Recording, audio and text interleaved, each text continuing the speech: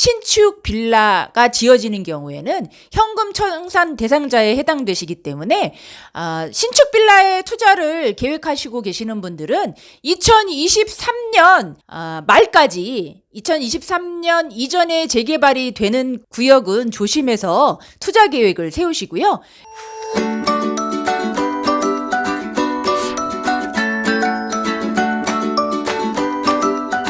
이번 정차할 곳은 광명사거리역 10번 출구 광명사거리역 희웅부동산입니다. 안녕하세요. 부동산 쑥쑥TV 부동산 키우미 조향숙입니다.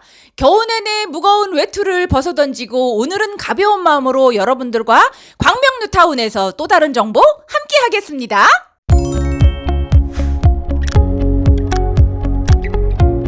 오늘은 광명에서 여러분들과 재개발, 재건축에 관한 소식, 그리고 여러분들께서 요즘 많이들 궁금해하는 소식을 알려드리려고 하는데요. 권리산정 기준일이 어떤 건지 궁금해하시는 분들이 많으실 텐데요. 권리산정 기준일은 도시및주거환경정비법 제77조 주택 등 건축물을 분양받을 권리의 산정 기준일로 표시를 하고 있습니다.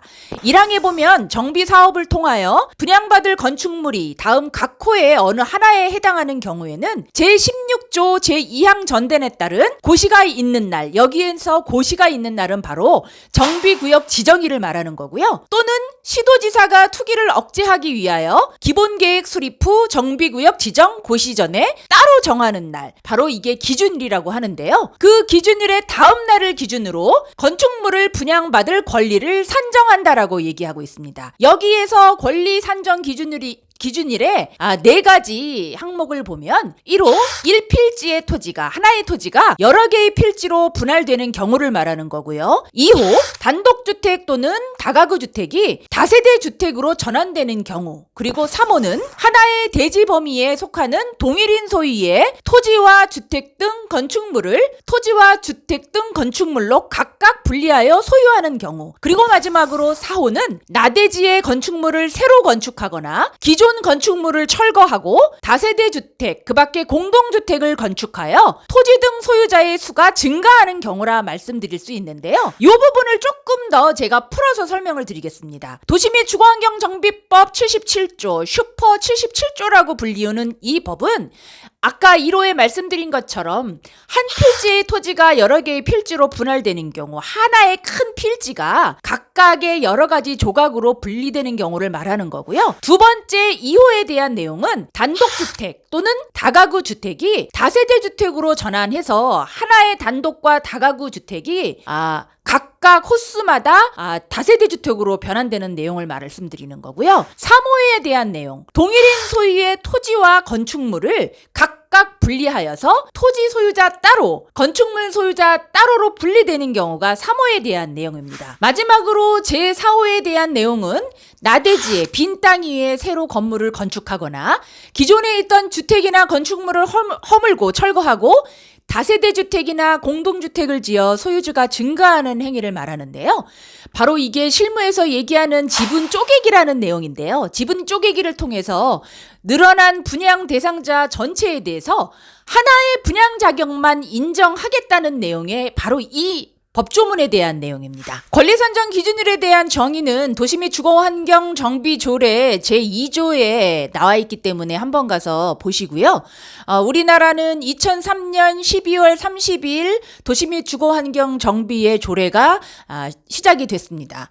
그러면서 시간을 걸쳐 서울시 같은 경우에는 2010년 7월 15일이라는 아주 중요한 날짜를 기준으로 해서 그날 개정이 됐는데요.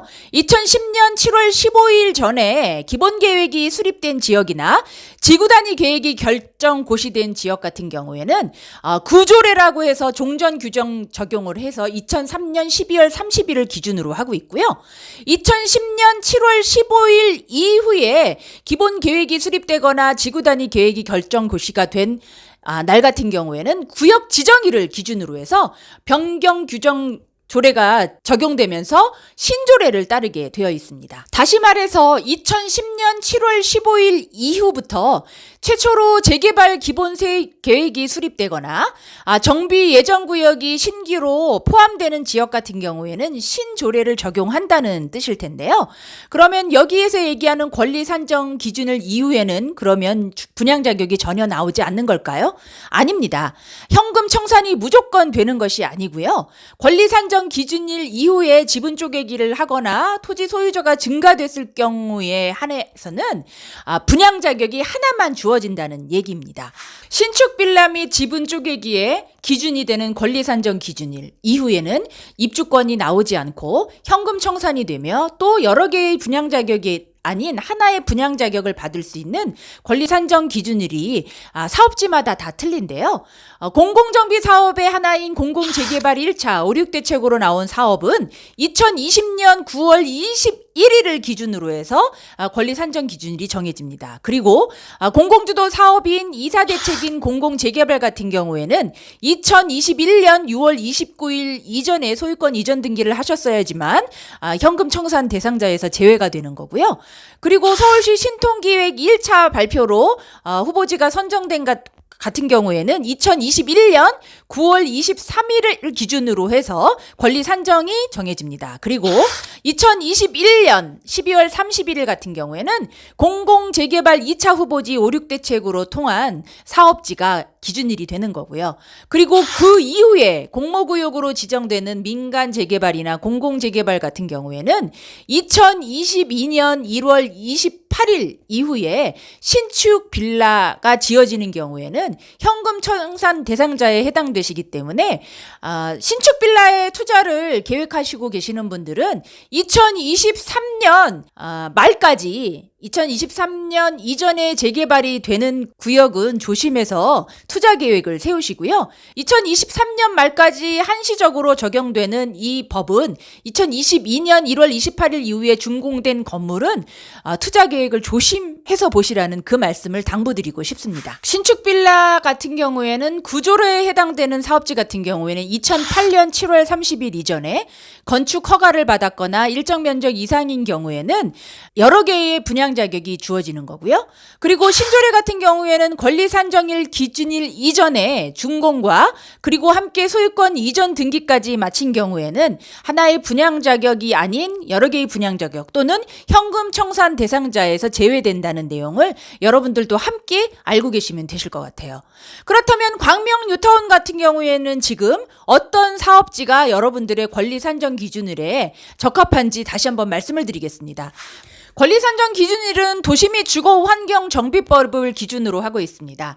그렇기 때문에 현재 광명 뉴타운 같은 경우에는 많은 구역들이 민간 재개발인 뉴타운으로 속도를 내고 있지만 제가 얼마 전에 영상으로 남겨드렸던 광명 7구역 해제구역 같은 경우에는 2021년 7월 16일을 기준으로 해서 공공재개발 예비 후보지에 선정이 되었습니다. 그래서 2021년 7월 16일이 권리 산정 기준일이 되는 거고요. 그리고 2사대책의 하나인 3080 도심복합 사업의 하나인 8구역 같은 경우에는 2021년 6월 29일 이전에 소유권 이전 등기를 하신 분들만 우선권이 주어지기 때문에 현금 청산 대상자에 해당되지 않는다는 말씀 전해드릴게요. 정부에서 발표한 많은 사업지로 인해서 많은 분들께서 아직도 어떤 사업지가 어떤 기준일을 통해서 현금 청산 대상자인지 아닌지를 아직도 모르시는 분들이 많아서 말씀을 드렸는데요. 이 후보지를 통해서 후보지 선정 전에는 권리 산정 기준일을 통해서 투기 수요 억제를 차단하는 방법을 강구를 했고요. 그리고 후보지가 선정된 이후에는 토지거래 허가 구역으로 묶어서 정말로 실수요자들만 재개발 구역에 들어올 수 있는 그런 방안을 투기 방지 대책으로 내놓고 있습니다.